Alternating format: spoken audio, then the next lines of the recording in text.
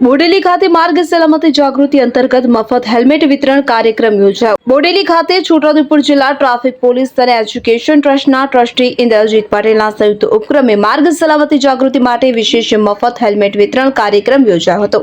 કાર્યક્રમનો મુખ્ય ઉદ્દેશ્ય વાહન ચાલકોને માર્ગ સુરક્ષાના નિયમો પ્રત્યે જાગૃત કરવાનો તેમજ અકસ્માત દરમિયાન થતી ગંભીર માથાની ઈજાઓથી બચાવવાનો હતો। કાર્યક્રમ દરમિયાન બાઇક ચાલકોને હેલ્મેટનું મહત્વ સમજાવી મફત હેલ્મેટનું વિતરણ કરવામાં આવ્યું। આ પ્રસંગે સૌ વાહન ચાલકોને હંમેશા હેલ્મેટ પહેરીને વાહન ચલાવવાની અપીલ કરવામાં આવી હતી કે જેથી અકસ્માત સમયે જીવલેણ ઈજાઓથી બચી કિંમતી જીવનનું રક્ષણ થઈ શકે। શકીલ બલોચ, છોટાઉદેપુર।